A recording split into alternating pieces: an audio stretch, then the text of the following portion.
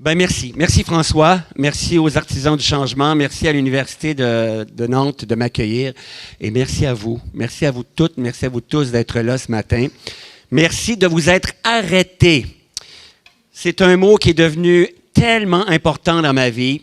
Je ne crois pas qu'on puisse apprivoiser le stress. Je ne crois pas qu'on puisse intégrer à sa vie du sens et du plaisir, tant dans le travail qu'à l'extérieur du travail, si on ne s'arrête pas, si on n'intègre pas ce mot à son vocabulaire. Le mot « s'arrêter » dans ma tête est devenu un mot révolutionnaire.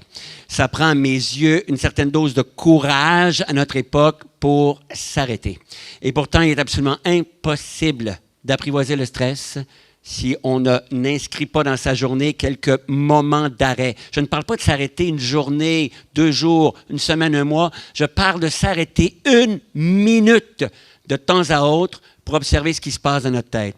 Et merci d'avoir créé cet espace, ce temps d'arrêt ce matin. Merci à vous de vous être arrêtés. On me demande souvent pourquoi je fais ce que je fais et je réponds toujours que je suis dans un sentiment d'urgence, curieusement. Je crois qu'il est devenu urgent que nous nous arrêtions, que nous soyons de plus en plus nombreuses et nombreux à nous arrêter dans des espaces de parole, dans des espaces de dialogue. Parce que je ne crois pas qu'on puisse prononcer la phrase suivante, et cette phrase est très importante dans ma vie. Je n'avais jamais vu ça comme ça. Je ne crois pas qu'on puisse prononcer cette phrase s'il n'y a pas eu d'espace de parole et d'espace de dialogue. Et quand je dis « je n'avais jamais vu ça comme ça », je viens de changer. Et quand quelqu'un devant moi dit « je n'avais jamais vu ça comme ça », cette personne vient de changer. Et je pense qu'il faut se donner des espaces de parole et de dialogue, et c'est urgent, afin de pouvoir dire « je n'avais jamais vu ça comme ça ». Il y a trois bonnes raisons, à mes yeux, qui justifient qu'on s'arrête. Pour réfléchir à des manières d'apprivoiser le stress, de réfléchir sur le plaisir, le sens.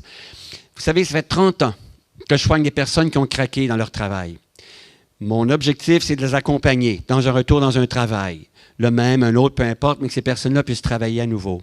Quand elles arrivent dans mon bureau, elles sont brûlées, vidées, épuisées. Et quand je les regarde, je me dis, c'est inquiétant.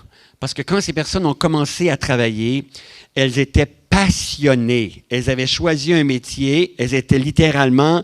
il y avait une flamme qui les habitait, une flamme intense. Et quand elles arrivent dans mon bureau, cette flamme est réduite à une toute petite flamèche qui ressemble à ce qu'on a sur les fours à gaz chez nous. Là.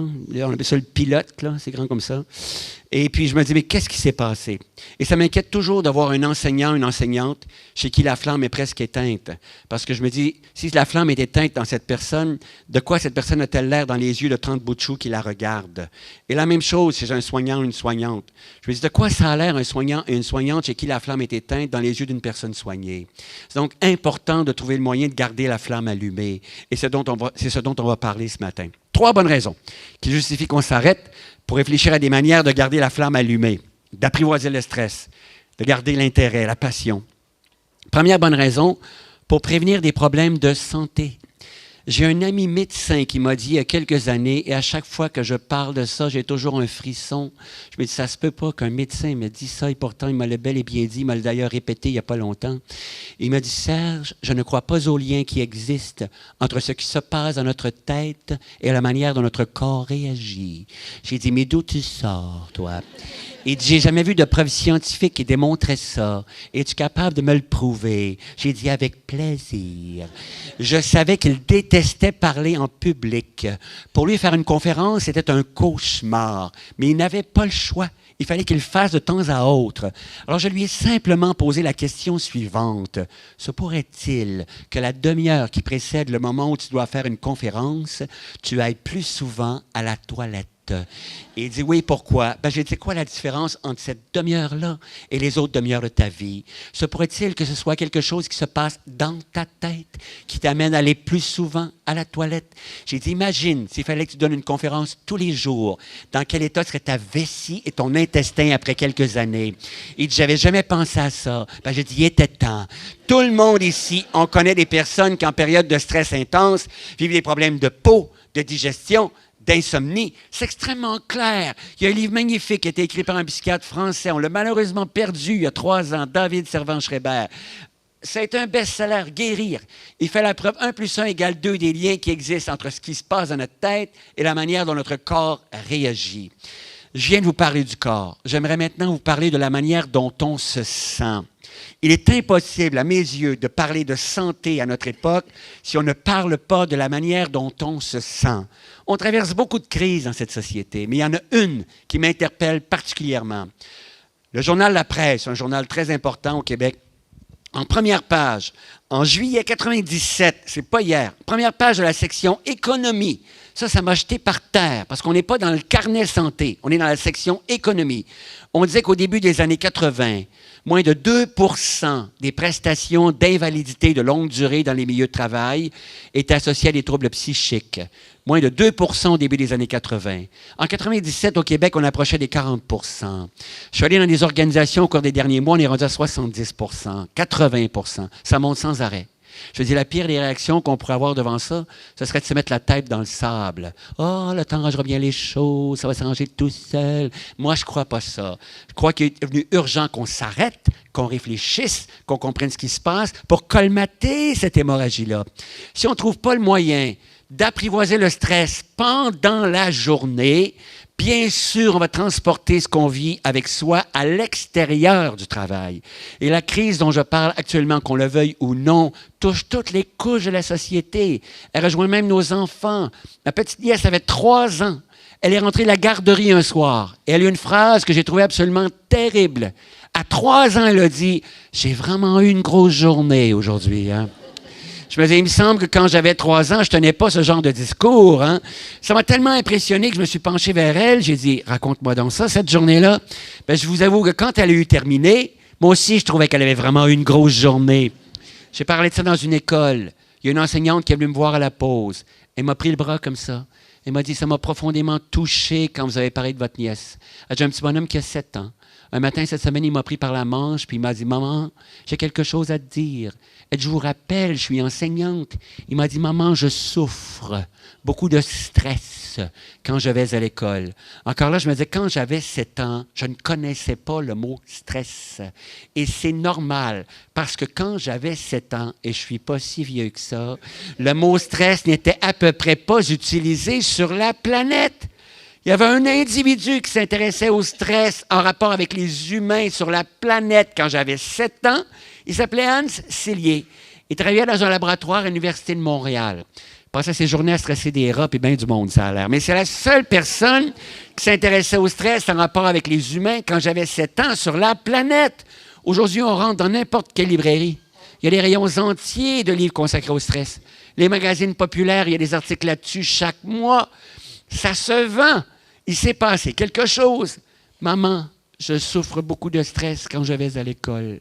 Encore là, je me dis, au fond, c'est intéressant. Parce que pour qu'il utilise une phrase pareille, il faut déjà qu'il ait intégré un concept. Il faut qu'il ait lié le sens qu'ont les 2 mots, souffrir et stress, dans sa tête. Je me disais, c'est une bonne chose au fond. Ça va peut-être l'obliger très tôt dans sa vie à développer des moyens, des stratégies pour faire face plus tard à des situations difficiles. Mais en même temps, je me disais, il me semble que 7 ans, c'est de bonheur pour utiliser une phrase pareille. Une de mes grandes amies travaille dans un pénitencier pour femmes. Elle m'a dit qu'un midi, elle avait déjeuné avec l'aumônier de la place. Et que l'aumônier lui avait dit, tu sais, si Jésus-Christ revenait aujourd'hui, ce n'est pas les paralytiques qui feraient marcher. Il ferait marcher ceux qui courent. Intéressant, hein? Autrement dit, c'est une phrase qu'on devrait écrire un peu partout. Ça prendrait un miracle pour nous ralentir, puis il y aurait beaucoup de travail. Donc, une première raison pour s'arrêter et réfléchir à des manières d'apprivoiser le stress, c'est pour prévenir des problèmes de santé. Colmater l'hémorragie qu'on retrouve actuellement dans beaucoup de milieux de travail. Éviter que les enfants continuent à perpétuer un tel discours. Moi, je trouve qu'on oublie beaucoup trop souvent que les enfants apprennent par modélisation. Et je me demande souvent, quel genre de modèle sommes-nous en train de fabriquer et d'offrir? Deuxième bonne raison pour s'arrêter et réfléchir à des manières d'apprivoiser le stress, c'est pour, évidemment, cette raison est devenue super importante dans ma vie, c'est pour profiter au maximum de notre vie. J'ai vu un film il y a plusieurs années, un film fait par un Québécois, ça m'a profondément marqué. Jean Baudin, son nom. avec des grands acteurs québécois, Pascal Bussière, James Inman. Le titre du film, Souvenirs intimes. J'aime mieux vous prévenir, il y a peut-être qu'il y a des personnes parmi vous qui auraient envie de voir ce film. C'est un film extrêmement dur. Il y a certains endroits où on m'a même reproché d'en avoir parlé. Alors, je vous préviens, si jamais vous regardez ce film, Souvenirs intimes, c'est très, très dur. Mais dans ce film, il y a un jeune homme d'environ 16-17 ans qui a un accident de voiture très grave. Il se casse la colonne vertébrale très haut. Il va être paralysé jusqu'en bas pour le reste de ses jours. Il ne le sait pas, il est dans le coma. La scène qui m'a marqué, c'est la scène au cours de laquelle il vient tout juste de sortir du coma. Et là, le médecin doit lui apprendre qu'il va être paralysé jusqu'en bas pour le reste de ses jours. C'est pas facile à faire, mais il faut que quelqu'un le fasse. Le médecin s'approche de lui et lui dit ceci. À partir d'aujourd'hui, et là, il prononce 3 mots. Ces 3 mots sont devenus les 3 mots, je vous assure, les plus importants dans ma vie. 30 années de travail sur le stress, la fatigue, l'épuisement, la perte d'intérêt, la démotivation, etc., m'ont permis d'arriver à la conclusion que ces 3 mots-là renfermaient la clé de notre pouvoir sur le stress et une grande partie de la clé de notre pouvoir sur notre vie. Si vous ne reteniez que ces 3 mots-là de toute la conférence, ça aura valu la peine à mes yeux. Alors, le jeune homme vient de sortir du coma, vient d'ouvrir les yeux. Le médecin s'approche de lui et lui dit ceci. À partir d'aujourd'hui, tu vas aller placer, P-L-A-C-E-R. C'est un verbe. Il y a du mouvement là-dedans, du pouvoir là-dedans. Il lui dit, tu vas aller placer ton attention. Le mot-clé, quand on s'intéresse au stress, à la fatigue, à l'épuisement, etc., c'est le mot attention. J'ai des textbooks épais comme ça sur le stress à la maison. Le fil conducteur qui traverse tous les chapitres, c'est le mot attention. Alors le médecin dit au jeune homme, à partir d'aujourd'hui, tu vas aller placer ton attention sur la région de ton corps qu'il y a entre la base de ton nez et ta lèvre supérieure. Woum! Et il lui dit, à partir d'aujourd'hui, c'est très puissant, tu vas découvrir toutes les sensations que t'apporte cette partie de ton corps, les picotements, les chatouillements, les engourdissements. Je me disais, c'est une scène extraordinaire. Il est en train de lui redonner son pouvoir. Parce que le danger qui guette ce jeune homme, c'est d'aller placer son attention uniquement dans la région de son corps qui est morte et de n'habiter que là pour le reste de ses jours. Catastrophe. Pourquoi moi? C'est pas juste. Ma vie est foutue, etc. On ne se le cachera pas. Il faut qu'il aille pour faire le deuil. Mais il faut qu'il ramène son attention dans des régions de son corps qui sont vivantes pour pouvoir en profiter. Le médecin sort de la chambre. C'est une scène magnifique parce qu'on s'aperçoit qu'il a oublié de dire quelque chose. Il entre dans la chambre. Il s'approche du jeune homme et lui dit ceci. « Hey, don't miss the show. Ne manque pas le spectacle. » Je me dis, c'est fabuleux. Il est en train de lui dire, écoute, même si tu as la colonne cassée ici et que tu es paralysé jusqu'en bas, il y a encore un spectacle de disponible. Il en tient à toi maintenant d'avoir l'attention nécessaire pour pouvoir en profiter. C'est tellement vrai. L'histoire que je vais maintenant vous raconter, je la tire d'un écrivain qui s'appelle Anthony DeMello, dont j'aime beaucoup les écrits, et qui racontait l'histoire suivante. Vous avez acheté des billets pour un spectacle, hein? Don't miss the show. Je ne sais pas comment c'est ici à Nantes, mais moi, j'habite la région de Montréal et je trouve que c'est devenu complètement fou. Si on veut avoir des bons billets pour un spectacle, il faut s'y prendre au moins 1 an à l'avance. Vous avez pris la peine de téléphoner 1 an à l'avance. Vous avez même eu la patience d'attendre sur la ligne 15 à 20 minutes avec la petite musique. Tous nos préposés sont occupés. Votre appel est important pour nous. Bla, bla, bla. Vous avez enfin réussi à parler à quelqu'un. Vous avez acheté d'excellents billets. 1 an plus tard, c'est le soir du spectacle. Vous êtes dans le milieu de la salle, dans le milieu d'une rangée. Les lumières s'éteignent. Les rideaux s'ouvrent. Le spectacle commence. Ça fait 1 an que vous attendez. Vous éprouvez nécessairement un bien-être, de la joie. Mais après 3-4 minutes, il y a cette petite voix. Chez nous, on dit qu'il commence à jargonner dans votre tête. Ça fait au-delà de 20 ans que je l'appelle notre petit hamster intérieur. Il commence à courir comme ça dans sa roue. Et là, il fait Est-ce que j'ai verrouillé ma voiture, coudonc? Et là, ça court, ça court. Je peux quand même pas me lever tout de suite. Il fait noir, je vais déranger tout le monde. Ça court, ça court. Vous avez hâte que l'entracte arrive. Vous trouvez même que ça passe pas vite, même si ça fait 1 an que vous attendez. L'entracte arrive, vous vous précipitez vers votre voiture. Elle était verrouillée. Mais vous avez manqué toute la première partie du spectacle. Pour une seule raison, parce que votre attention était ailleurs. Vous êtes en vacances, sur le bord de la mer. Vous vous bercez doucement dans un hamac. La température est idéale. Il y a une petite brise qui caresse votre peau. Vous écoutez le bruit des vagues, c'est comme une musique. Il y a même une paille qui part de votre bouche, puis qui descend dans un verre, quelque chose que vous aimez.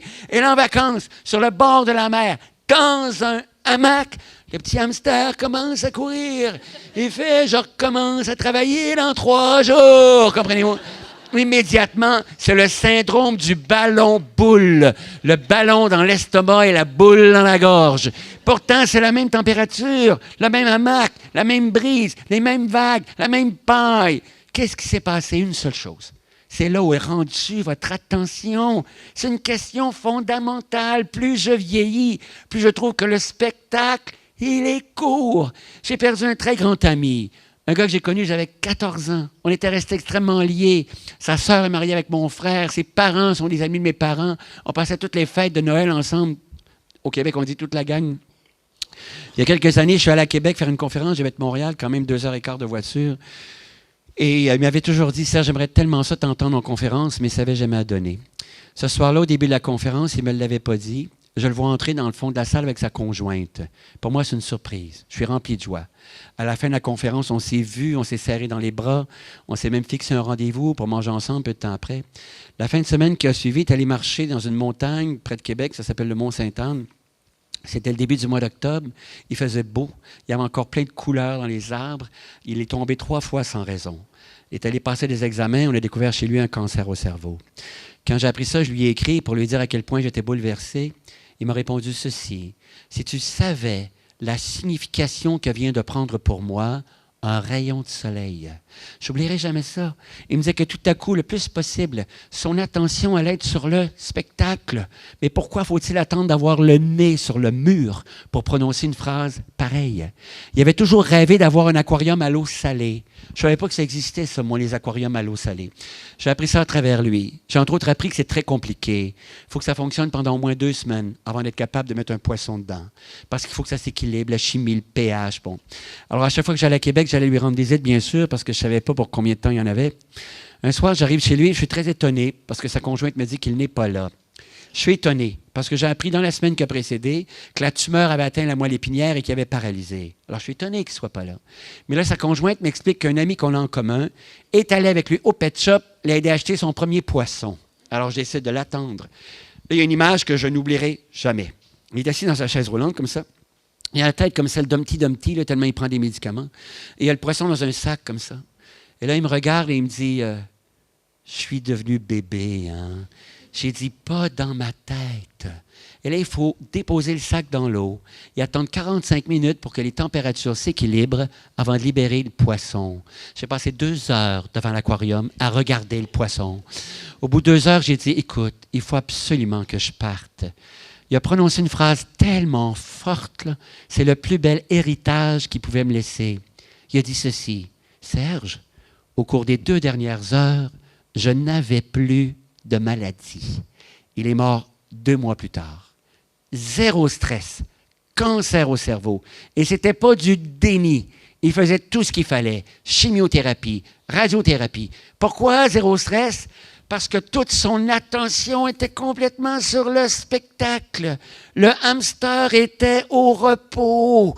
D'ici la fin de la conférence, je vous donne les outils pour calmer la bête. Parce que j'ai une excellente nouvelle pour vous. On est en mesure de faire ça. Nous avons à l'intérieur de nous cette capacité. Mais juste avant de vous dire comment faire ça, il faut que je dépose ici 2 principes. Premier principe, mesdames, ça ne vous fera pas plaisir. L'attention ne peut pas être à 2 places en même temps. On le savait pour les hommes, mais on ne le savait pas pour les femmes. C'est super intéressant parce que On sait que vous êtes capable de faire plusieurs choses à la fois, mais pour un moment précis, l'attention ne peut être qu'à un seul endroit à la fois. Je vous donne un exemple. Je suis dans ma voiture, je suis en train de conduire, ma conjointe me parle, le bulletin de nouvelles commence, il y a une nouvelle qui m'intéresse. J'ai deux options. Première option, et c'est déjà prendre un risque, c'est d'informer ma conjointe qu'il y a une nouvelle qui m'intéresse. C'est déjà prendre un risque parce qu'elle pourrait réagir ainsi. Ah, les nouvelles sont plus intéressantes que ce que j'ai à dire. C'est une réaction extrêmement intéressante. La réaction de stress, une réaction fabuleuse. Elle est en nous depuis des millions d'années. Elle a permis à l'espèce humaine de survivre. Nous marchions dans la plaine. Aussitôt qu'on entendait un bruit suspect, le cerveau déclenchait la réaction de stress et permettait au corps d'entrer en mode lutte ou en mode fuite pour assurer la survie. C'est formidable.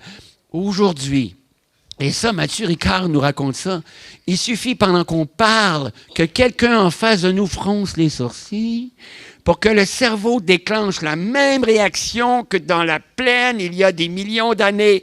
Parce que le cerveau ne fait plus la différence. C'est archi important. Le cerveau ne fait plus la différence entre la perception d'une menace à la survie et la perception d'une menace à notre ego. Il déclenche exactement la même réaction, les mêmes hormones, adrénaline, noradrénaline, cortisol, les muscles contractés, la mâchoire tendue, etc. C'est fascinant. Et ma conjointe aurait pu réagir comme ça. Si je lui avais dit, ben là, le bulletin de nouvelles m'intéresse, son ego aurait pu réagir, la perception de son image dans ma tête, et elle aurait eu une réaction de lutte, littéralement. De fuite, ça aurait été un peu compliqué dans la voiture, là, mais de lutte. Alors, c'est fondamental. Bon, on en a beaucoup parlé, ma conjointe et moi, elle n'a pas réagi comme ça, mais j'aurais pu avoir une deuxième option. J'aurais pu faire semblant de l'écouter pendant que j'écoutais les nouvelles. Ça aussi, c'est prendre un risque. Parce que comme l'attention ne peut pas être à deux places en même temps, si elle me pose une question au sujet de ce qu'elle était en train de dire, je serais incapable de répondre. Mon attention n'était pas sur ce qu'elle disait. C'est fondamental parce que si l'attention est accaparée par la course du hamster, elle n'est plus disponible pour être dans le présent et profiter du spectacle. De là, l'importance de s'entraîner pour développer une capacité extraordinaire que nous possédons toutes et tous, qui s'appelle la vigilance, qui nous permet d'observer où est notre attention. Je vous assure, si on s'entraîne, ça devient un réflexe. Ça permet de dire « Ah, le hamster vient de recommencer à courir. » D'ailleurs, c'est une petite bête très sensible. Une petite bête qu'il faut caresser de temps à autre. Si elle part à courir, il ne faut pas faire « Ah ben non, mon hamster a encore commencé à courir, je ne serai jamais capable. » Parce que ça, c'est encore le hamster qui court, vous me suivez? On fait simplement faire « Ah, il recommence à courir, c'est pas grave. » Et là, on ramène notre attention dans le présent. Mais pour être capable de faire ça, il faut s'entraîner. Entraînement égale discipline. On nous invite beaucoup dans cette société à nous entraîner physiquement et c'est merveilleux pour prévenir les maladies cardiovasculaires, les cancers, etc. Il y a même au Québec des organismes, Participation, Kino-Québec, bon, peu importe, qui nous invitent depuis des années à nous entraîner physiquement. Je rêve du jour où on va nous inviter à nous entraîner psychiquement. Il me semble que c'est aussi important d'entraîner ce qu'on a au-dessus des épaules que d'entraîner ce qu'on a en bas des épaules. Je rêve du jour où à la télé, il y aura des publicités où on nous invitera à nous entraîner psychiquement. Entraînement égale discipline. C'est un mot que j'adore, qui est devenu péjoratif dans certains secteurs de la société, comme si parfois c'était une contrainte à la liberté. C'est ridicule. Le mot discipline, c'est un mot magnifique. Il vient du mot latin, tichere, qui veut dire apprendre. De là le mot disciple, d'ailleurs. C'est un mot que j'adore. Alors, je m'entraîne à d'innombrables reprises au cours d'une journée pour apprivoiser la bête. On ne peut pas s'en débarrasser en passant. On ne peut que l'apprivoiser, l'observer. Tous les matins au réveil, depuis des années, la première chose que je fais de la journée, avez-vous remarqué qu'à peine les yeux ouverts, le hamster a déjà commencé à courir? Il y a des personnes qui ont des colonies de hamsters dans leur tête. Hein? Ils en font l'élevage. C'est absolument fascinant. Tous les matins, au réveil, la première chose que je fais de la journée, je n'ai pas toujours le goût Discipline, je le fais quand même. J'en ai jamais raté une depuis au moins 15 ans. Tous les matins, la première chose que je fais de la journée, je me tourne sur le dos, à plat de dos, la tête droite, les deux mains chaque côté du corps, les paumes vers le plafond parce que c'est confortable. Quelqu'un m'a dit il y a quelques années que c'était une position de yoga. Je l'ignorais. La position du cadavre. J'ai trouvé ça très intéressant. Je me dis, il y en a un qui n'est pas stressé, c'est bien lui, comprenez-vous? Et la première chose que je fais de la journée, je place mon attention sur ma respiration. Je ne dis pas je respire tout le temps. Si je ne respirais pas, je ne serais pas ici. L'objectif, c'est que l'attention ne soit que sur la sensation de l'air qui traverse les narines, gonfle l'abdomen. Très important de gonfler la bedaine. Vous savez, il y a une phrase populaire chez nous qui dit « respire par le nez ». Là. Elle a des fondements biologiques. Parce que quand je gonfle volontairement l'abdomen, j'étire un muscle qui s'appelle le diaphragme. Je n'ai pas le choix. Si je veux gonfler, il faut que j'étire ce muscle. Et quand j'étire ce muscle, je stimule le système nerveux parasympathique, le système de la relaxation. Je stimule un nerf qui s'appelle le nerf pneumogastrique. Pas très important son nom, là, mais il part d'ici et il monte au cerveau. Et il envoie le message de stopper, d'arrêter la sécrétion des hormones du stress. C'est extraordinaire. Et tous les soirs avant de dormir, la dernière chose que je fais, vous pouvez faire tout ce que vous voulez avant, mais la toute dernière, je me tourne sur le dos, à plat dos, la tête droite, les deux mains chaque côté du corps, et pendant quelques minutes, tous les soirs, depuis des années, je place mon attention sur mon souffle ou sur quelque chose de très concret, les sensations qu'éprouve mon corps à ce moment-là, le contact du corps avec le matelas, la tête avec l'oreiller. Parce que l'attention ne peut pas être à deux places en même temps. Je débranche la roue. Ne croyez rien de ce que je vous dis. Faites-le. Dès ce soir, avant de dormir, je vous invite à le faire. Si vous avez un conjoint ou une conjointe qui vous dit « Qu'est-ce que tu fais là? » Il faut lui dire que vous avez entendu un conférencier flyer ce matin. Hein?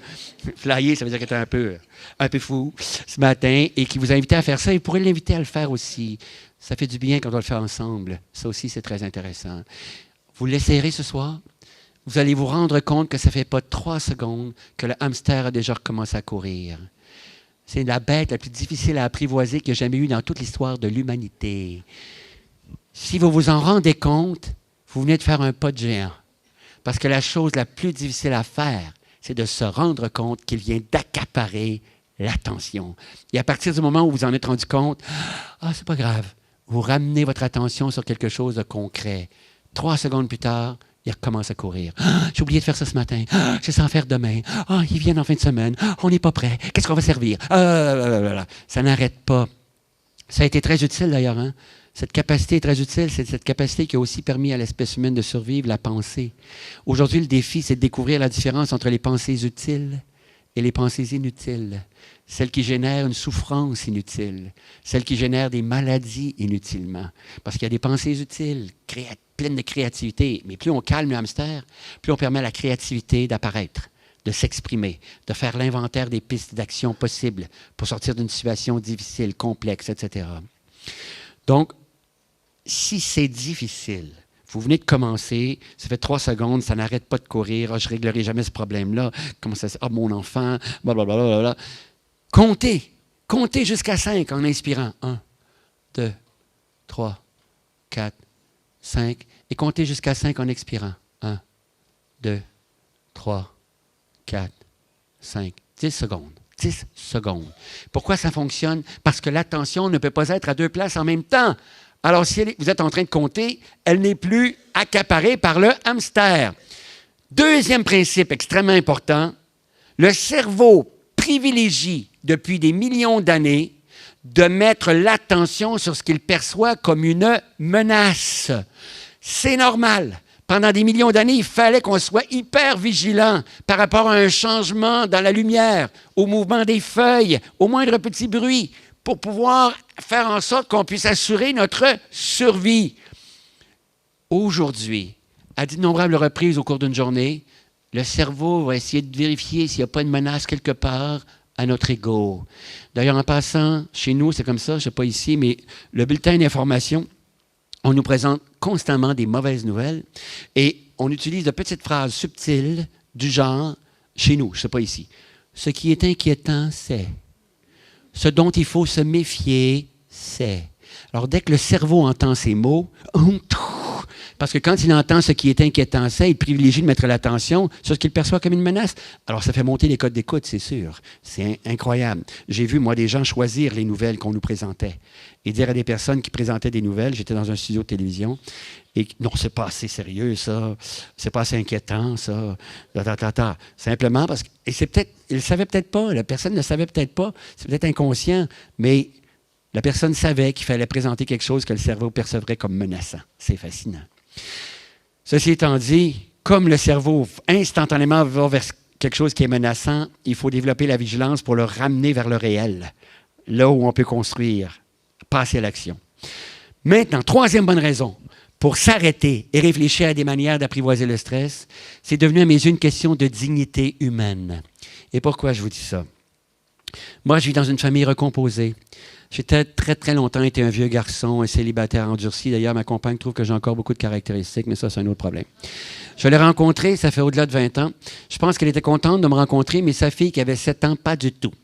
Ça a été beaucoup de travail, beaucoup de soutien, beaucoup d'entraide, beaucoup de reconnaissance mutuelle. 3 facteurs collectifs très puissants pour nous protéger des effets du stress ou pour même éviter que le stress apparaisse. Soutien, entraide, reconnaissance mutuelle. Vous savez déjà ça. Mais la raison pour laquelle j'en parle, c'est qu'il y a des sociologues qui nous observent et des philosophes et qui ont observé qu'à notre époque, il y avait une augmentation radicale de l'individualisme, du narcissisme, sans que nous nous en rendions compte. Nous laissons glisser entre nos doigts l'impact du soutien, de l'entraide, la reconnaissance mutuelle. Je vous donne un exemple. Quand j'ai fini mon cours de médecine, je suis allé pratiquer à la campagne, environ, je ne sais pas moi, une centaine de kilomètres de Québec. J'habitais dans un rang à l'extérieur d'un village, qui s'appelle d'ailleurs Parisville. J'ai trouvé ça fascinant. J'ai découvert Parisville quand j'ai vu l'enseigne. Parisville vous remercie de l'avoir visité. J'étais passé au travers et je ne l'avais pas vu. Mais j'avais loué une maison dans un rang complètement à l'extérieur du village. Je travaillais dans un autre village qui s'appelle Fortierville, à quelques kilomètres de là. Un soir de novembre, j'ai fait du bureau. J'ai vu un dernier patient vers les 23 heures. Et j'ai fait les dossiers jusqu'à 23h30 et je suis rentré chez moi. Cette année-là, c'était la journée où il avait neigé pour la première fois. Quand je suis arrivé devant ma maison, les fossés avaient été complètement remplis de neige. Tout était blanc, uniforme, comme un désert. Je ne voyais plus mon entrée. Je me suis dit, il me semble que c'est à peu près ici. J'ai appuyé sur l'accélérateur et là, boum! Les roues sont complètement enfoncées dans le fossé. L'arrière de la voiture était en plein milieu de la route de terre. Il neigeait abondamment. Grande fatigue, visibilité presque nulle. N'importe qui aurait pu arriver à avoir un accident grave. Hamster qui se met à courir. Comment se fait-il que ce soit toujours à moi que ces choses arrivent? Qu'y a-t-il d'utile dans cette phrase? Comment ça se fait que c'est toujours à moi que ces choses arrivent?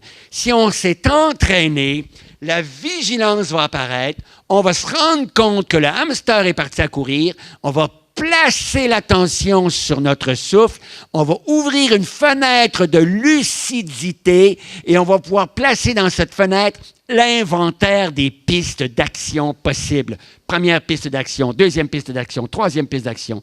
La première piste d'action qui est apparue dans ma tête, c'est de regarder chez le voisin. Il y avait de la lumière. Là, je me suis dit, je vais me rendre. Et pendant que je marchais pour me rendre chez le voisin, le hamster a recommencé à courir. Frapper à la porte de quelqu'un qu'on ne connaît pas à minuit moins quart, c'est pas évident. Et là, ça a fait, Serge, maintiens ton attention sur l'inventaire des pistes d'action possibles. Deuxième piste d'action. Je vais monter sur le perron, je vais écouter à travers la porte. Si j'entends du bruit, je vais frapper. Si j'entends rien, troisième piste d'action, je vais me rendre au village. Il y a un hôtel ouvert 24 heures sur 24. Je pourrais demander de l'aide. Quatrième piste d'action, si je croise une voiture, je vais pouvoir l'arrêter. Lui dire, attention, prudence, il y a une voiture dans le plein milieu de la route là-bas. Danger, danger. Alors j'arrive chez le voisin, je monte la première marche. La porte s'ouvre. Il m'attendait. Le bonnet sur la tête, les mitaines dans les mains, les bottines dans les pieds. Et il riait abondamment. Moi, je pense qu'il pensait à ce qu'elle allait raconter dans le village le lendemain matin. Je pensais qu'elle allait sortir son tracteur. Ben non, il était colosse, charpenté. Il m'a sorti à bout de bras. J'ai dit, monsieur, merci infiniment. Le lendemain matin, je me suis réveillé, j'ai regardé par la fenêtre. Il y avait un grand piquet chaque côté de l'entrée. Il ne voulait pas revenir tous les soirs, ça c'est sûr. Mais ça, j'appelle ça le soutien, l'entraide. Voyez-vous comment ça fait baisser le stress? Je remontais à la rue Saint-Laurent à Montréal, une artère importante à Montréal, il y a quelques années, le lendemain d'une tempête de neige. Quand on nettoie les rues, le lendemain des tempêtes de neige à Montréal, on enterre les voitures stationnées chaque côté. Il y avait une personne qui était coincée dans la neige, une personne qui poussait, il n'était pas capable de sortir. J'ai arrêté. À deux, on est arrivé à sortir la voiture de la neige. Le chauffeur a baissé sa vitre, il a dit « Monsieur, merci beaucoup. Vous êtes la 8e personne qui passait, mais la première qui a arrêté. » L'autre, c'était son fils. J'ai pensé à mon voisin à Parisville et je me suis dit, il y a une différence. Il n'en tient qu'à nous de protéger le soutien, l'entraide, la reconnaissance mutuelle. C'est fondamental. Ça fonctionne au travail, ça fonctionne à l'extérieur du travail. J'ai entendu un bulletin d'information, j'écoutais une nouvelle comme ça l'autre fois. J'ai entendu un bulletin d'information, le résultat d'une recherche qui avait été faite au Québec. On disait que 80% des familles recomposées éclataient. 80%. J'ai failli prendre le fossé encore une fois. Je me suis dit, mais c'est énorme. Et là, je me suis dit, mais non, je peux comprendre. Parce qu'après tout, les adultes se choisissent. Mais là, les enfants ne choisissent pas ça. Et là, ça me permet de vous offrir une définition que j'ai adoptée dans ma vie du mot changement. Beaucoup de personnes ont de la difficulté à traverser le changement. Et j'en ai soigné plusieurs. Et je me demandais, mais pourquoi c'est si difficile de traverser un changement? Il y a un philosophe dont j'adore les travaux qui s'appelle Krishnamurti, qui disait, quand un être humain arrive dans le changement, ce qui lui fait peur, ce n'est pas l'inconnu. Ce qui lui fait peur, c'est de laisser aller le connu. Comme c'est intéressant. Et il y a un sociologue qui s'appelle William Bridges, qui a beaucoup étudié le changement dans la société, dans les milieux de travail, et qui nous a donné une très belle définition, à mon avis, du changement. Il dit, le changement, la plupart du temps, c'est quelque chose qui nous arrive sans qu'on l'ait voulu. Quelque chose qui nous arrive sans qu'on l'ait choisi. Bien sûr, il y a des changements que nous choisissons. Si je décide de me marier, c'est un changement que je choisis. Quelqu'un décide d'avoir des enfants, c'est un changement que la personne choisit. Mais le jeune homme qui a un accident de voiture et qui se casse la colonne vertébrale ici, il n'a pas choisi ce changement-là. Mon copain n'avait pas choisi son cancer au cerveau. Sa conjointe non plus. Ses filles non plus.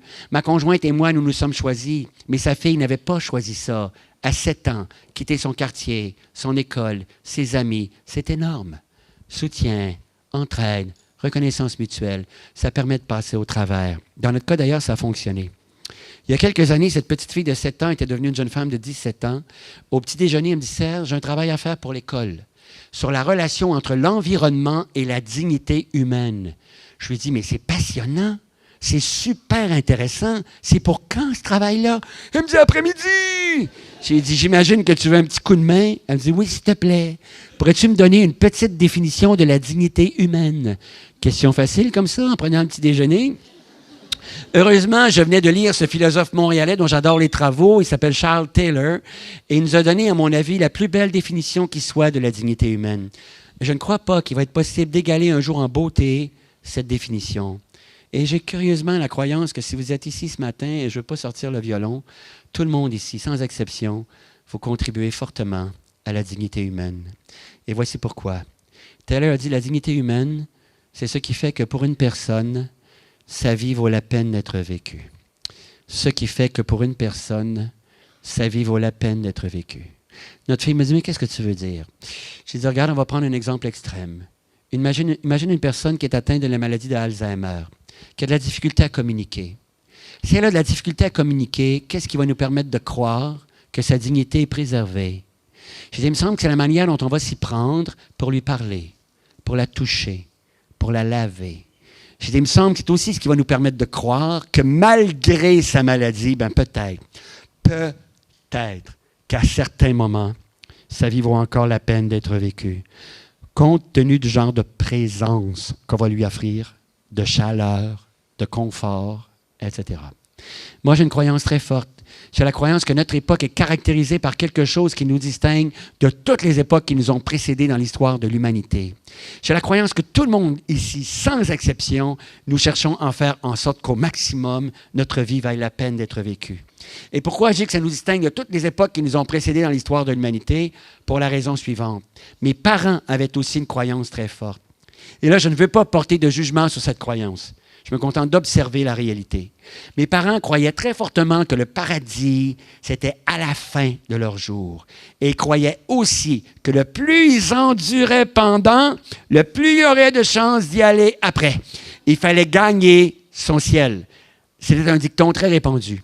Aujourd'hui, la croyance est encore présente, mais avec des nuances. Beaucoup de gens se disent, au cas où il n'y en aurait pas après, on va s'arranger pour en profiter au maximum pendant. Par conséquent, il y a une question extrêmement importante qu'on aura avantage à se poser, c'est la question suivante. Qu'est-ce qui nous permet d'affirmer que notre vie vaut la peine d'être vécue? C'est rare que je rencontre des personnes qui s'arrêtent pour se poser cette question-là. C'est comme si on avait intuitivement l'impression d'avoir les réponses. Ou peut-être qu'on a peur de les rencontrer. Quand les personnes arrivent dans mon bureau brûlées, vidées, épuisées, c'est une des premières questions qu'on se pose ensemble. Qu'est-ce qui permet d'affirmer que la vie vaut la peine d'être vécue? Dans une journée, il y a 24 heures. On en passe en moyenne 7 à 8 à dormir, quand on dort, bien sûr. Il y a une minorité d'êtres humains qui a besoin de moins de sommeil que ça, je le sais. Madonna, chez nous, il y a un gars qui s'appelle Grégory Charles, qui n'a pas besoin de ça, lui. Mais enfin, il y a une minorité d'êtres humains qui a besoin de moins de sommeil que ça, mais moi, comme la majorité des êtres humains, j'ai besoin de 7 à 8 heures de sommeil, simplement pour être en forme, pour protéger ma santé. Croyez-le ou non, je n'ai pas inventé ça. Il y a des sociologues qui nous observent. Nous passons en moyenne 1 heure par jour à nous occuper de notre corps.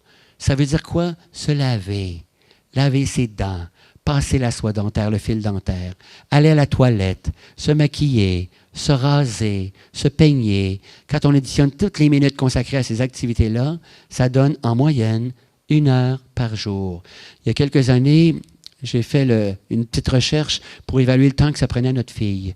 C'était pas mal plus long que ça, je peux vous assurer. C'était 1 heure le matin. Imaginez toute la journée. On passe en moyenne 1 heure par jour à faire les choses que j'appelle les choses indispensables de l'existence. Je n'ai pas le choix. Il faut bien que j'arrête à l'épicerie à acheter de la nourriture. Si j'ai une voiture, il faut que j'arrête de mettre de l'essence dedans quand il y en a, évidemment. Il faut que j'ouvre mon courrier, que je paye mes factures, que je sorte les ordures, le bac à recycle, que je le rentre, le lavage, le repassage, le ménage, l'entretien de la maison, l'intérieur, l'extérieur. Des jours, c'est plus long, bien sûr, les jours de congé. D'autres jours, c'est moins long. Mais quand j'étire ça sur toute la semaine, en moyenne minimum, 1 heure par jour, uniquement les choses indispensables de la vie. Boire et manger, si on calcule à partir du moment où on prépare le repas, manger, la vaisselle, aller chercher un verre d'eau, une tasse de café, un verre de café, peu importe. Combien de temps minimum, en moyenne, juste boire et manger chaque jour? Minimum, je n'ai pas inventé ça. Il y a des sociologues qui nous observent. Minimum 2 heures par jour. Il y a quelqu'un qui m'a dit, vous ne trouvez pas que vous exagérez? Je trouvais ça épouvantable qu'il me dise ça. Ça me donnait une petite idée de la manière dont il mangeait. Je dis, pensez-y, monsieur, le temps que ça prend. Sortir la nourriture des armoires, du réfrigérateur, mettre les tranches de pain dans le grille-pain, les faire griller, mettre quelque chose dessus. Il faut quand même mâcher, avaler, serrer la vaisselle dans le lave-vaisselle si on en a un, la laver si on n'en a pas. Moi, je suis responsable des comptoirs et des chaudrons chez nous. Je fais mes propres petites recherches. J'ai pris le temps que ça me prenait pour faire nettoyer, laver les chaudrons, etc. 10 à 15 minutes le soir après le souper. Si on n'a pas plus élaboré, c'est plus long que ça. Après le dîner, vous dites le dîner ici, nous on appelle ça le souper. Là. Si on n'a pas plus élaboré, c'est plus long que ça. On reçoit des amis à dîner et on a tout l'avant-midi du lendemain pour nettoyer les verres et tout ça, c'est fascinant. Alors, boire et manger minimum 2 heures par jour. Le travail à notre époque, si on calcule, à partir du moment où on quitte l'endroit où on habite, se rendre sur les lieux de travail, les heures passées sur les lieux de travail, quitter le lieu de travail, retourner à l'endroit où on habite. Le travail qu'on apporte parfois avec soi à la maison, le hamster qui tourne la nuit pour travailler, c'est combien d'heures en moyenne à notre époque? Je n'ai pas inventé ça, il y a des sociologues qui nous observent, entre 9 et 10 heures par jour. Je connais des personnes qui quittent à 7 heures le matin, reviennent à 7 heures le soir, ça fait 12, ça. Si on met ça à 10, il en reste combien? 2. Il me semble que ces 10 heures-là, il faut qu'elles vaillent la peine d'être vécues. Sinon, il n'y en reste que 2. Et il y a des personnes qui ont développé la croyance que ce serait pendant ces 2 heures-là que leur vie vaudrait la peine d'être vécue. Je trouve ça tragique. Si on n'a pas apprivoisé le hamster pendant la journée, ils vont être dans une léthargie telle que tout ce qu'ils vont avoir le goût de faire pendant ces 2 heures-là, ça va être de s'écraser devant la télévision et de regarder une émission chez nous qui s'appelle La poule aux œufs d'or, qui est une espèce de quiz où on choisit entre l'œuf et la poule. C'est assez fascinant quand même. Ça fait tellement longtemps qu'on se demande si l'un est venu avant l'autre. Anyway. Et à la fin de 2 heures de poule aux œufs d'or, on ressent une léthargie encore plus grande qu'avant de s'être assis. Je sais, ça m'est arrivé. Je me dis, c'est fascinant, ça fait 2 heures que je fais rien et je me sens encore plus fatigué qu'avant de m'être assis. Qu'est-ce que c'est ça? Et un jour, il y a une réponse qui est montée. Je ne sais pas si elle est juste, mais elle est très utile et c'est la réponse suivante. Se pourrait-il que même inconsciemment, j'adore ce mot, ça veut dire que je ne m'en rends pas compte. Se pourrait-il qu'inconsciemment, j'ai parfois l'impression que ces 2 heures-là ne valaient pas tant que ça la peine d'être vécues. Se pourrait-il qu'inconsciemment, j'ai parfois l'impression d'avoir un peu perdu mon temps. Alors, qu'est-ce qui me permet d'affirmer que la vie vaut la peine d'être vécue? Je vous donne quelques pistes de réflexion. La première, c'est quand on donne un sens à ce que l'on fait. Et on ne peut pas attendre que le sens vienne de l'extérieur. Parce que si on attend qu'il vienne de l'extérieur, on va attendre toute notre vie. Il faut que ça vienne de l'intérieur. Et comment peut-on donner un sens à ce que l'on fait? 2 pistes. Je les emprunte à une femme qui s'appelle Estelle Morin, qui enseigne au HEC à Montréal. Une personne pour qui j'ai beaucoup d'admiration, tant pour la personne que pour ses travaux. Première piste, pour donner un sens à ce que l'on fait, et ça c'est extrêmement agréable. On peut le faire en groupe, collectivement, et on peut le faire individuellement. Il faut tracer une direction qui permet de dire « je m'en vais, on s'en va dans ce sens-là ». Et au sein d'une organisation, habituellement, c'est en réadhérant aux objectifs et à la mission de l'organisation dans laquelle on travaille. Souvent, on perd ça de vue pour toutes sortes de raisons. Et on peut aussi le faire à travers des projets, court terme, moyen terme, long terme. Et pourquoi un projet permet de donner du sens? Parce qu'un projet permet d'envisager des résultats. Au début du siècle dernier, moins de 7% des gens gagnaient leur vie en se servant principalement de leur tête. L'immense majorité des gens gagnaient leur vie en se servant principalement de leur corps, en coupant des arbres, en travaillant la terre. À la fin de la journée, c'était facile de voir des résultats. La corde de bois était là. Le champ était labouré. En moins de 100 ans, ça s'est complètement renversé. C'est une des plus grandes révolutions qu'il y a jamais eu dans l'histoire de l'humanité. Aujourd'hui, 75% des gens gagnent leur vie en se servant principalement de leur tête. Ou en tout cas, en pensant que c'est ce qu'elles font. Mais ça, c'est un autre problème. Ça devient de plus en plus difficile de voir immédiatement des résultats. C'est pour ça que ça prend des projets. Je me souviens de cette dame dans mon bureau, brûlée, vidée, épuisée. Une question que je pose systématiquement lors de la première rencontre, et c'est une question qu'on devrait régulièrement se poser à soi-même. Ne me croyez pas. Croyez rien de ce que je vous dis, faites-le. C'est la question suivante. Dites-moi, madame, y a-t-il quelque chose qui vous intéresse dans la vie? Je voulais m'adresser au pouvoir de l'intérêt. Qu'est-ce qui vous intéresse? Elle me dit, si je suis dans votre bureau, monsieur, c'est qu'il n'y a plus rien qui m'intéresse dans la vie. J'ai dit, OK, on va changer de stratégie. Est-ce qu'il y a quelque chose qui vous a déjà intéressé dans la vie? Elle me dit, oui. J'ai dit, quoi? Elle me dit, la peinture. J'ai dit, ça fait combien de temps que vous avez peint, vous? 2 ans. J'ai dit, madame, je vous fais une prescription. La semaine prochaine, vous allez m'apporter un tableau. La semaine d'après, elle arrive, pas de tableau. J'ai dit, madame, ce n'était pas pour accrocher sur le mur. Ça fait partie de votre traitement. J'ai dit, non seulement je vais refaire la prescription, mais je vais monter le degré de difficulté. La semaine prochaine, vous allez m'apporter un tableau sur lequel vous allez vous représenter tel que vous vous percevez actuellement. La semaine d'après, elle arrive, pas de tableau. J'ai dit, madame, je suis désolé, je ne peux plus vous voir. Elle dit, c'est du chantage. J'ai dit, non, vous ne faites pas votre traitement. Si je vous prescrivais un médicament et que vous ne le preniez pas, ça ne servira à rien qu'on se voit. Je vous prescris de faire un tableau et vous ne le faites pas. Quand vous aurez peint, vous m'appellerez. 3 semaines s'écoulent. Elle me téléphone, elle avait peint, on s'est vu. Elle dit, vous, je vous en voulais. Je me disais, ça se peut pas que ce gars-là me comprenne pour me demander ce qu'il me demande de faire dans l'état dans lequel je suis actuellement.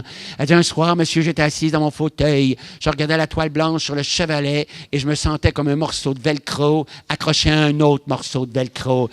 J'ai pensé à votre prescription. J'ai décidé d'y aller. Schlouck. J'ai commencé à peindre. 4 heures se sont écoulées que je n'ai pas vu passer. Au bout de 4 heures, je ressentais une énergie que je n'avais pas sentie depuis des mois.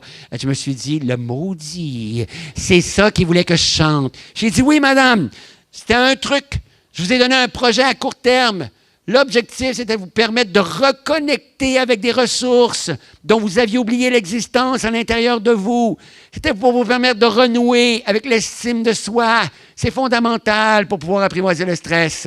C'est une super belle histoire. Elles ne sont pas toujours belles comme celle-là, mais elle est très belle. 2 ans plus tard, je recevais un carton d'invitation.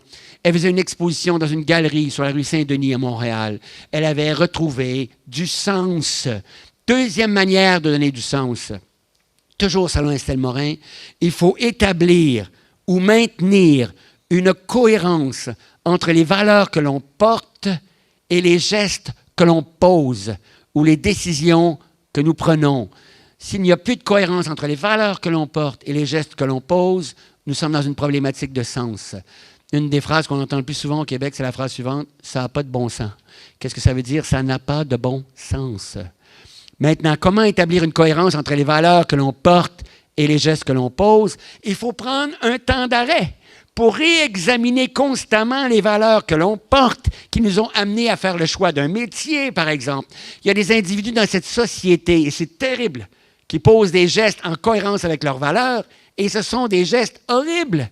Les individus qui ont dirigé des avions dans des tours le 11 septembre 2001 avaient probablement, ou les gens qui ont commis les attentats ici, avaient probablement l'impression de poser des gestes en cohérence avec leurs valeurs.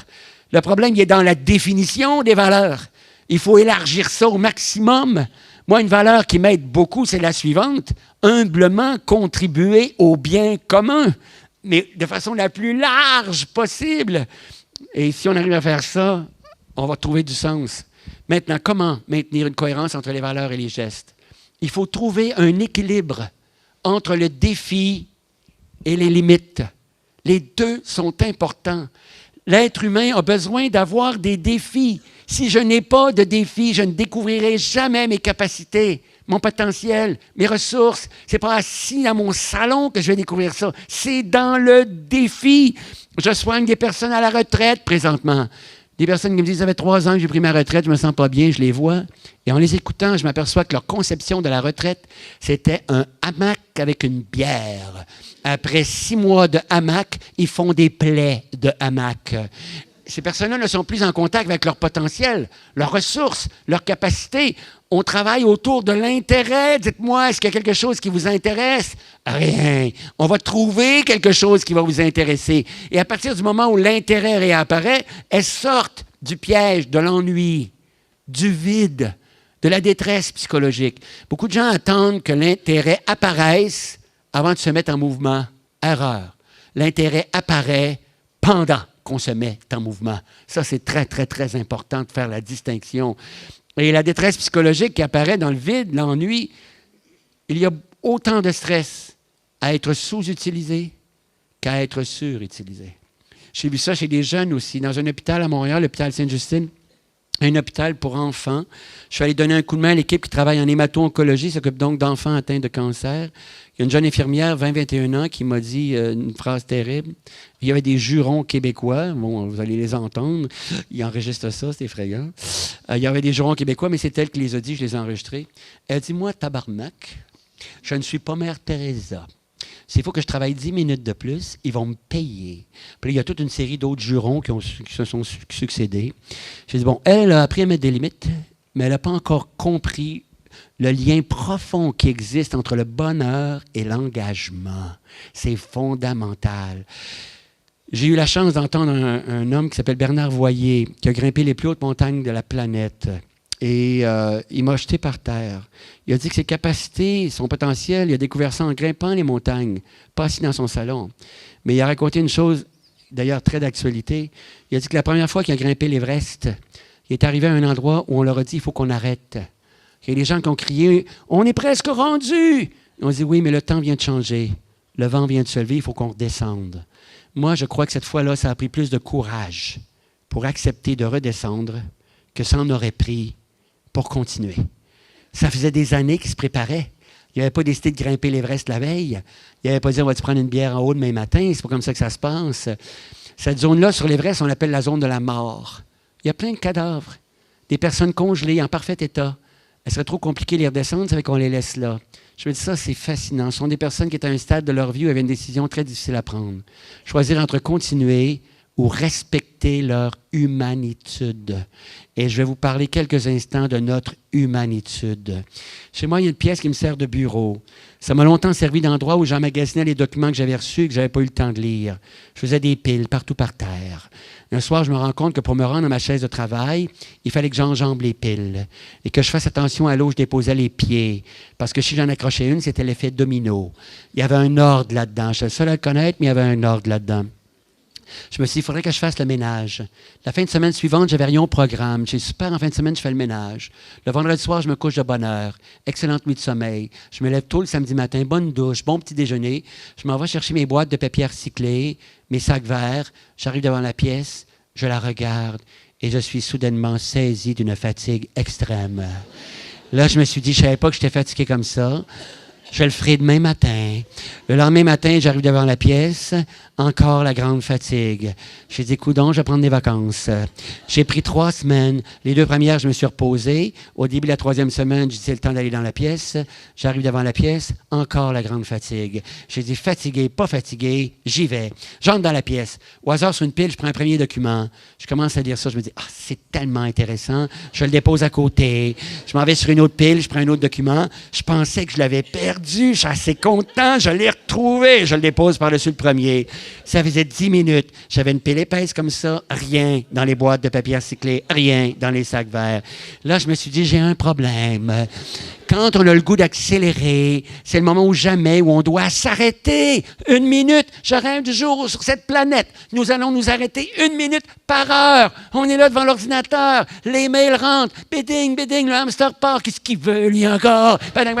On s'arrête. On retire sa chaise et pendant 1 minute, on place son attention sur son souffle, on débranche la roue pour retrouver sa créativité, son énergie, afin de recommencer à travailler avec quelque chose qui ressemble à quelque chose d'utile. Devant la pièce, j'ai arrêté. Et là, j'ai fait une découverte qui a changé ma vie. J'ai découvert que si j'éprouvais autant de fatigue devant la pièce, c'est que j'étais confronté à mon humanitude, à mes limites. Pourquoi je vous dis ça? Parce que si j'avais conservé tous ces documents-là, si j'avais entretenu l'illusion que je serais en mesure de tout lire ce qu'il y avait là, ou de tout utiliser ce qu'il y avait là. Et je me suis dit, mais la seule personne qui serait en mesure de tout lire ce qu'il y a là, ou de tout utiliser ce qu'il y a là, ce serait une personne immortelle. Elle pourrait dire, c'est pas grave, je ne lis pas tout de suite. Je lirai dans 100 ans, dans 1000 ans, dans 2000 ans.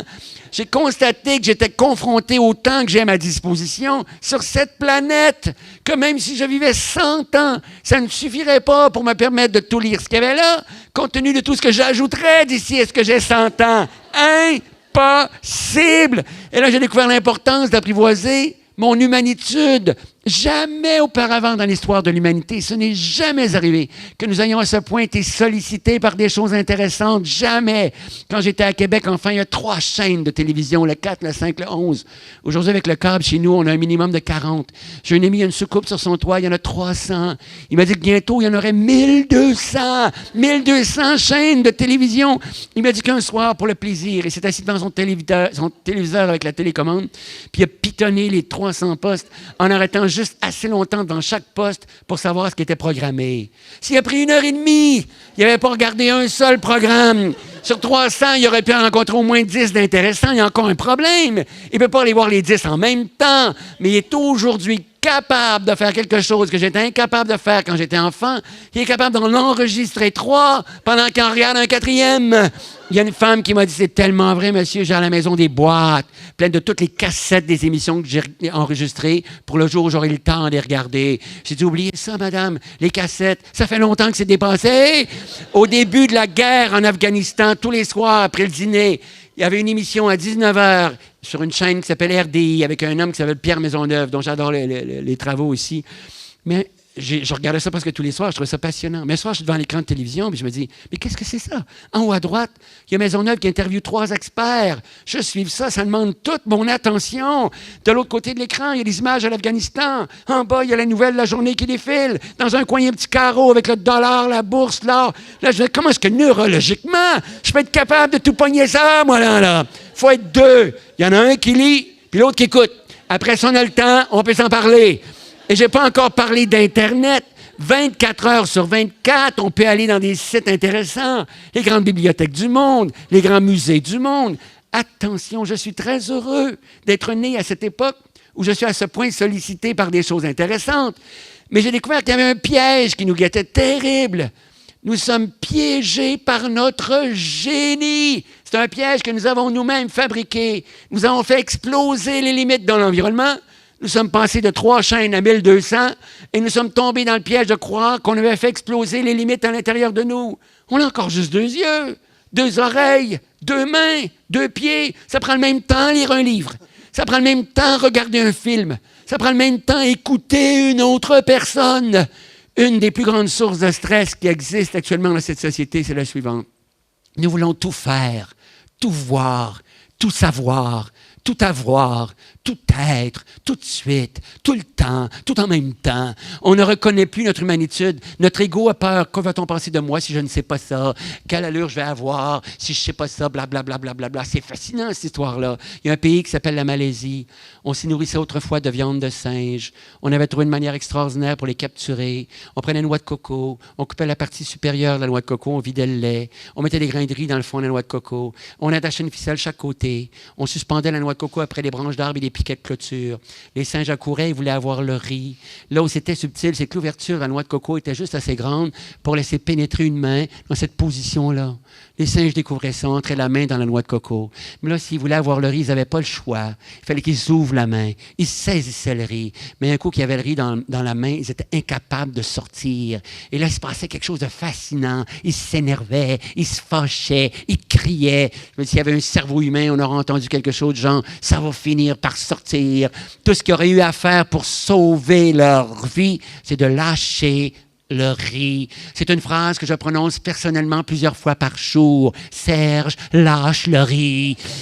C'est pas difficile choisir entre une chose plate. C'est pas difficile choisir entre une chose plate et une chose intéressante. C'est super facile. Ce qui est difficile, c'est de choisir entre une multitude de choses intéressantes. Parce qu'à chaque fois, on rencontre notre humanitude. On constate qu'on ne peut pas tout faire, tout avoir, tout savoir, tout être, tout le temps, etc. Et à chaque fois, on est obligé de faire un deuil. Et un deuil, pour que ça fonctionne, il faut que ça se fasse dans la vérité, dans l'authenticité. Je suis entré dans la pièce. J'ai pris un document. Je n'ai pas commencé à me faire croire des choses genre « bof, ça fait tellement longtemps qu'il est là, il doit être dépassé ». Ça n'aurait pas été vrai. J'ai regardé le document et là, ne me croyez pas, croyez rien de ce que je vous dis, faites-le. J'ai fait « Serge, lâche le riz ». Et là, j'ai parlé au document. J'ai dit « Document, tu es certainement très intéressant et je ne te lirai pas ». Belang. J'en ai pris un deuxième pour pas qu'il soit jaloux du premier. J'ai dit « Document, tu es certainement très intéressant, toi aussi. Je ne te lirai pas, toi non plus. Badang. À un moment donné, on prend le tour. Hein? La pile au complet. Wouam, ça swing. Quand on fait ça, on se rend un grand service. On apprivoise son humanitude. Mais surtout, s'il vous plaît, retenez ceci. On touche à quelque chose d'extrêmement précieux. On touche au contentement. Contentement égale repos. Absence de contentement égale fatigue. Vous avez travaillé très fort au cours d'une journée. Vous êtes parvenu à faire tout ce que vous aviez prévu. Vous allez éprouver de la fatigue, c'est normal. Mais elle n'aura jamais la même lourdeur que celle que vous allez ressentir si vous avez travaillé aussi fort et que vous n'êtes pas parvenu à faire le tiers de ce que vous aviez prévu. N'est-ce pas? Elle est où la différence? Dans le contentement. Comment peut-on toucher au contentement? 2 pistes. La première, en achevant quelque chose. Et pour achever quelque chose, il faut avoir choisi quelque chose qu'on va achever. Et pour choisir quelque chose qu'on va achever, il faut sortir la main de la noix de coco quand on veut tout faire, tout avoir, blablabla. Bla, bla, bla, bla. Lâcher le riz. Et deuxième manière de toucher au contentement, c'est en plaçant son attention, zoom, sur ce qu'on est parvenu à achever. Tout le monde ici, sans exception, vous accomplissez tous les jours des quantités phénoménales de choses. Mais le soir, ce qui tourne dans votre tête, c'est la chose que vous n'avez pas réussi à faire. Bla, bla, bla, bla. C'est fascinant. Ça court, là. Je n'ai pas arrêté de la journée. Chez nous, on dit, j'avais de la broue dans le toupet. Ça me sortait par les oreilles. Je ne savais pas où donner de la tête. Qu'est-ce que j'ai fait aujourd'hui? Répondez à la question. Papier, crayon, bilan. J'ai fait quoi aujourd'hui? On l'écrit. J'ai fait ça, check. J'ai fait ça, check. J'ai fait ça, check. Pour entrer dans le contentement, repos, meilleure soirée, meilleure nuit, énergie le lendemain. J'ai passé 2 jours dans la pièce. J'ai conservé les documents, je les ai posés dans un classeur. Ça fait 12 ans, je ne les ai jamais revus. Ça aussi, c'est fascinant quand même. Hein? Le premier matin, j'éprouvais une fatigue extrême. À la fin de la deuxième journée, pardonnez-moi l'expression, je pétais le feu. J'avais plein d'énergie. Pourquoi? Contentement. J'avais achevé quelque chose. Mais pour pouvoir faire ça, j'ai encore quelques minutes. Pour pouvoir faire ça, il faut s'arrêter. Et je voudrais terminer là-dessus. Pourquoi avons-nous tant de difficultés à nous arrêter dans cette société? Parce que nous sommes en train de vivre une mutation. Ce ne sont pas des cornes qui apparaissent. Ce ne sont pas des écailles qui poussent. C'est le rapport au temps, T-E-M-P-S, et par le fait même aux autres qui est en train de se modifier. Et ça m'inquiète beaucoup plus que le clonage parce que ça a déjà commencé à faire beaucoup de ravages. Et c'est en partie à cause de l'arrivée des nouvelles technologies dans nos vies. Je ne veux pas prêcher de retour en arrière, ce serait ridicule. J'ai mon téléphone cellulaire, j'ai mon ordinateur portable, etc., etc. Le copain dont j'ai parlé au début de la conférence qui est décédé, c'était un pédiatre. Il a fortement contribué à l'installation de la télémédecine au Québec. La télémédecine, ce ne sont pas des écrans de télévision dans les salles d'urgence. La télémédecine, ce sont des écrans grâce auxquels on est capable d'opérer, de faire des interventions chirurgicales à distance. Il y a des enfants qu'on n'a plus besoin de transporter des régions éloignées vers les grands centres maintenant. Grâce aux écrans, on est capable de faire des interventions à distance. C'est formidable, les nouvelles technologies. Mais un jour, j'ai soigné une dame qui me disait ceci. « Monsieur, depuis que nous avons un fax dans notre organisation, télécopieur, en passant, un fax, c'est devenu un objet de musée. Hein? Si vous en avez un, gardez-le précieusement. Il va valoir cher. Depuis qu'on a un fax dans notre organisation, monsieur, il y a deux nouveaux phénomènes. Premier phénomène. On dirait que quand quelqu'un m'envoie un document par fax, il a l'impression qu'en l'entrant dans l'appareil, il le rentre directement dans mon cerveau. Il me téléphone. Le Turti! Le Tulu! Elle dit ça, c'est une nouvelle exigence. Elle dit, je n'avais pas à répondre à cette exigence-là il y a quelques années. Que faisait-on quand on n'avait pas de fax? Écoutez bien son analyse, elle est magnifique. Je ne prêche pas de retour en arrière, je me contente de raconter ce qu'elle a dit. Ils ont pris un document, monsieur. On le glissait dans une enveloppe. On mettait un thème dessus. Elle dit, ce petit geste conditionnait notre rapport au temps et par le fait même aux autres. Elle disait, parce qu'on estimait que ça prenait 2 à 3 jours à se rendre à destination, nous donnions aux personnes auxquelles c'était destiné 1 à 2 journées pour qu'elles en prennent connaissance. Elle dit, aujourd'hui, on rentre le document dans l'appareil, on téléphone. Le Turti! Le Tulu! Elle dit, on vient de comprimer notre rapport au temps. On vient d'un seul coup d'augmenter les exigences sur soi-même. On le veut tout de suite. Et sur l'autre personne, on vient de faire de la pression sur l'autre. On vient de jouer dans le rapport entre nous. Soutien, entraide, reconnaissance mutuelle. On vient d'altérer ça. Deuxième phénomène. Et je n'ai pas parlé des courriels, bien sûr, avec les points d'exclamation rouges en plus. Elle disait, deuxième phénomène. À chaque fois que je reçois un document par fax, monsieur, j'ai développé un nouveau réflexe. Ça, c'est une mutation, un nouveau réflexe. Elle dit, je me dépêche à le lire. Elle dit, je me dis, si on pris la peine de me le faire parvenir par fax, ça doit être parce que c'est urgent.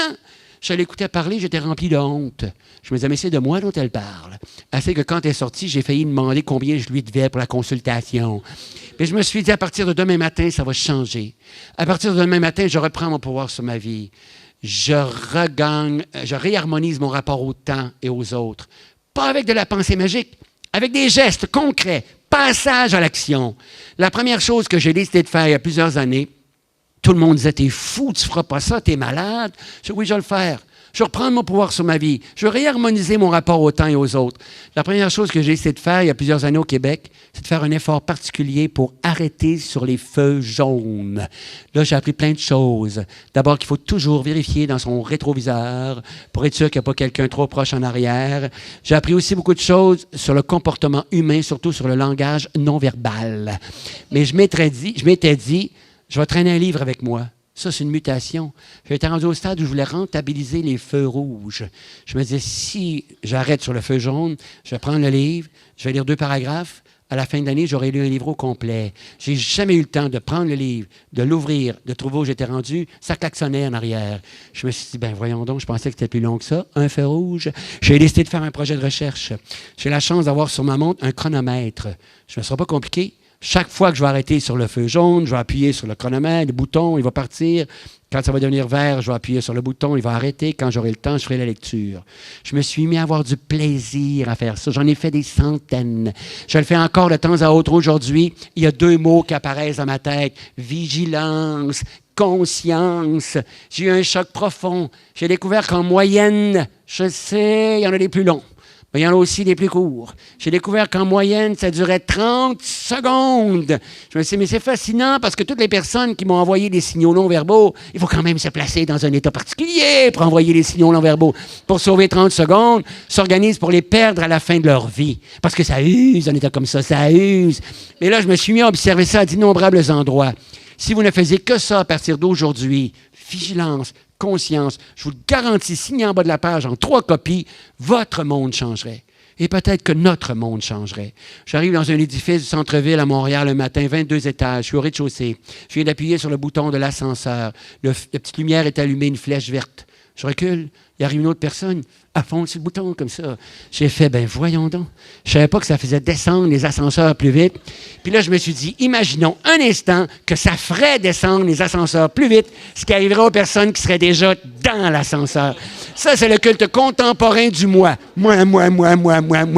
On ne pense pas une seconde, vigilance, conscience, que si ce geste fonctionnait, on ferait s'écraser un paquet de monde dans le fond du plancher. J'ai parlé de ça dans une conférence. À la fin, il y a un monsieur qui m'a attendu à la porte. Il s'est assuré que tout le monde était parti. Je suis sûr qu'il ne voulait pas que personne l'entende. Menace à l'ego, qu'est-ce qu'on va penser de moi, blablabla. Il m'a dit, monsieur, je me suis tellement reconnu dans vos propos. Ce matin, ce qui me stressait, c'était mon grille-pain. Et je le trouvais tellement lent, là. J'ai fait soigner les tranches de pain comme ça. Mais j'étais obligé de les manger pâles. Il dit, avez-vous un truc? J'ai dit, il est urgent de vous mettre aux céréales, monsieur.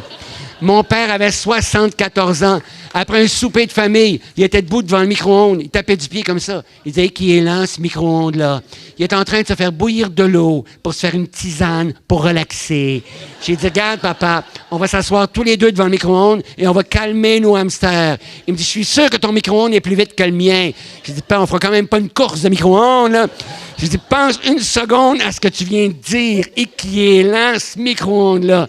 Il dit, ça n'a pas d'allure. Hein? J'ai dit, bingo, tu viens de reprendre du pouvoir sur ta vie. Il y a une femme qui m'a dit, c'est tellement vrai, je suis rendu au stade où quand je reçois un fax, je tire sur la feuille, monsieur.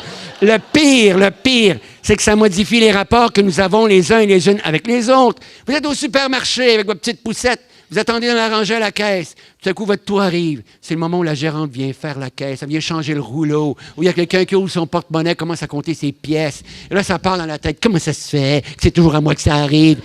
Vous êtes au guichet automatique. Vous attendez dans une rangée, ça va plus vite à côté, vous changez. Chez nous, on dit, c'est là que ça jamme, comprenez-vous? Comment ça se fait que c'est toujours à moi que ça arrive? Ça change rien, ça use, ça modifie le rapport à l'autre. J'ai parlé de ça dans un centre hospitalier. S'il y a un endroit où ça devrait être calme, c'est dans un centre hospitalier.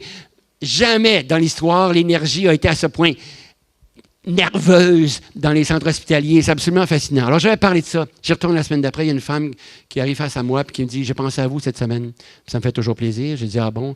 J'étais au supermarché avec ma petite poussette dans la rangée à la caisse. Elle dit, tout à coup, j'ai regardé la caissière. J'ai fait, ah non! J'ai attrapé la nouvelle! Vous savez, celle qui est écrite en formation, là, ici. Maintenant, je vous ai pas cru. J'ai fait ce que vous aviez dit. Dans ma tête, ça fait vigilance, conscience. Là, j'ai placé mon attention sur mon souffle. J'ai compté jusqu'à 5 parce que c'était très difficile. Parce que là, je me suis posé les 2 petites questions que vous aviez suggérées. Je les appelle les questions frigo.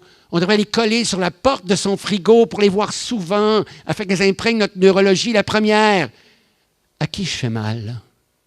À qui je fais mal? La seule personne à qui je suis en train de faire mal, c'est à moi. Et je ne me fais pas seulement psychiquement mal, je me fais biologiquement mal. Je viens de déclencher une tempête biologique dans mon corps, rythme cardiaque, tension artérielle, cholestérol sanguin, ça swing, ça là. Hein? Deuxième question. Je l'emprunte à cet auteur, je ne suis pas toujours d'accord avec tout ce qu'il dit, là, mais cette phrase-là, je suis d'accord avec elle complètement. C'est Eckhart, S-E-K-H-A-R-T, son nom de famille, Tolle, qui a écrit Le pouvoir du moment présent. Et il dit une phrase assez incroyable. Il dit, une grande partie de la souffrance humaine est inutile. Ah non, j'ai attrapé la nouvelle. Totalement inutile. Et une grande partie de la souffrance humaine, on se l'inflige à soi-même. Je suis parfaitement d'accord aussi. Et il dit surtout ceci. Une grande partie de la souffrance humaine est associée à une forme ou à une autre de non-acceptation de ce qui est. Qu'est-ce que ça veut dire? Ça ne veut pas dire que je suis obligé d'être d'accord avec ce qui est. Ça veut dire que s'il y a quelque chose qui ne fait pas mon affaire dans l'environnement, le plus tôt possible, il faut que je place mon attention sur l'inventaire des pistes d'action, que je passe à l'action. Et après être passé à l'action, s'il n'y a rien qui a fonctionné, et chaque mot que je prononce est important, s'il n'y a rien qui a fonctionné, je m'en rends compte. Et je passe dans un deuxième espace qui s'appelle lâcher prise. Aujourd'hui, on a confondu abandonner et lâcher prise. Ça n'a rien à voir. Abandonner, c'est avant d'avoir essayé. Lâcher prise, c'est quand on a tout essayé. Lâcher prise, ça vient d'un constat. Je constate que j'ai fait ça, je me suis fait aider. Eh bien, pour le moment, je suis devant une situation, pour le moment, que je ne peux pas changer. Et je débranche la roulette. Alors, c'est fondamental, parce que cette dame, c'est ce qu'elle... Et Tollé nous raconte ça. Quand on est dans un état de résistance, c'est parce qu'on n'a pas lâché prise. Et derniers exemples. Je me suis fait souffrir de façon inutile il y a beaucoup d'années, avec des banalités. Si on se fait souffrir avec de telles banalités, imaginez quand c'est plus grave. Quand j'ai rencontré ma compagne et sa fille, après avoir échangé ensemble, on a décidé d'un commun accord qu'elle viendrait vivre chez moi. C'était beaucoup plus facile. J'avais une maison, de l'espace, etc. Il y a une chose que j'avais oubliée, c'était mes habitudes de vieux garçon, de célibataire endurci. Après quelques semaines de vie commune, un matin, j'entre dans la salle de bain et pour la première fois depuis des années, la feuille du rouleau de papier hygiénique, au lieu d'être en avant du rouleau, est derrière le rouleau. Ça part dans ma tête. Comment ça se fait qu'ils mettent ça de même? C'est pas comme ça que ça va? C'est pas comme ça que ça va? Je viens de me lever. Je viens de m'éveiller. Je suis tout seul devant un rouleau de papier hygiénique en train de résister à ce qui est. Personne ne m'entend. Je ne suis pas obligé d'être d'accord, mais si je veux que ça change, que je place mon attention sur l'inventaire des pistes d'action, que je passe à l'action ou que je lâche prise. Mon père nous avait enseigné que quand on avait un tube de pâte à dents neuf, un tube de pâte dentifrice neuf, on commençait toujours à l'écraser par le bas. Ça faisait des années que j'écrasais mes tubes de pâte dentifrice en commençant par le bas. Après quelques semaines de vie commune, j'entre dans la salle de bain et pour la première fois depuis des années, il est écrasé n'importe où. Ça part dans ma tête. Elles n'ont pas compris qu'on va perdre du dentifrice, comprenez-vous? Je viens de me lever. Personne ne m'entend. Je suis tout seul devant un tube de pâte dentifrice en train de résister à ce qui est. Je ne suis pas obligé d'être d'accord. Mais si je veux que ça change, il faut que je place mon attention sur l'inventaire des pistes d'action, que je passe à l'action ou que je lâche prise. Tollé nous a suggéré une question magique pour lâcher prise. Une des plus profondes que j'ai jamais entendues de toute ma vie. Je l'utilise innombrables fois par jour. Ne me croyez pas, utilisez-la. Et c'est la question suivante. Ai-je un problème en ce moment? La partie importante de la question, c'est en ce moment. Je suis dans un tube de pâte dentifrice. Ai-je un problème en ce moment? Ou je ne suis pas en train d'en fabriquer un avec quelque chose qui n'en est pas un. C'est fascinant. J'ai parlé de ça un soir dans une usine. Et les employés étaient là avec les conjoints et les conjointes. À la fin, il y a un jeune couple qui s'est avancé vers moi. Et c'est très grave ce que je vous dis là. Le monsieur me dit, « J'ai honte de vous raconter ce que je vais vous raconter, mais peut-être que ça va être utile à d'autres. » Il dit, « Nous, on a un nouveau-né. On a chacun notre nuit pour donner le biberon. » Et la nuit dernière, c'était mon tour. Et j'avais mon bébé dans les bras comme ça. Là. Je trouvais qu'il buvait tellement lentement. Là. Je me suis mis à pousser sur le sac comme ça. Et je suis allé chercher une paire de ciseaux pour couper la tétine pour que le trou soit plus grand. Et j'ai constaté en vous écoutant que j'étais dangereux. J'ai dit, « Bravo, bravo. » En arrière, il y avait une autre dame qui m'a dit, non, ça c'est plus tard, dans une école au mois d'août, il y a quelques années, il y a une femme qui vient me voir à la fin rouge comme une tomate. Elle dit, moi aussi j'ai honte, mais j'aurais besoin de votre opinion et peut-être que ça va être utile à d'autres.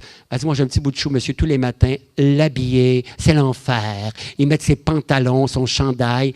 Elle utilise une expression très, très répandue au Québec. Elle dit, je pogne les nerfs tous les matins. Elle dit, j'ai trouvé un truc, je l'habille la veille. Je pensais que ce serait la seule fois de ma vie que j'entendrais ça. Et c'est pas un truc que je vous donne. Mais si vous saviez, depuis que je raconte ça, le nombre de personnes qui sont venues me voir pour me dire « Moi aussi, je fais ça. » Elles disent « Est-ce que vous avez un truc? » J'ai dit « Oui, oui, oui, oui. Pourriez-vous vous lever 15 minutes plus de bonheur? » Elle a fait « Mais c'est pas si facile. On est en train de se tirer dans le pied dans le rapport au temps et aux autres, puis on est aussi en train de se tirer dans le pied dans le rapport à l'effort. On travaille comme des fous, on court tout le temps, on n'arrête jamais. Et pourtant, on est en train de modifier le rapport à l'effort et c'est très grave.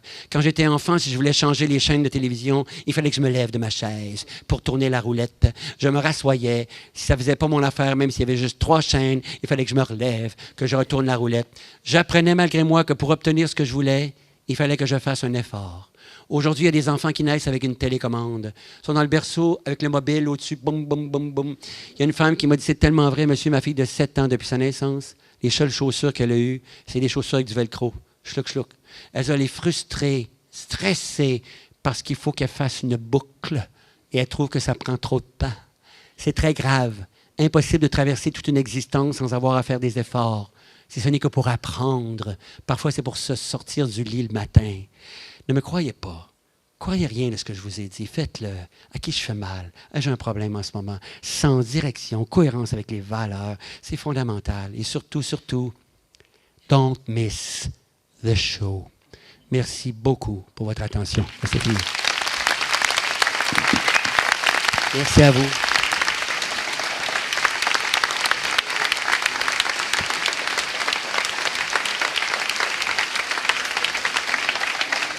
Merci beaucoup. Merci à vous. Merci infiniment.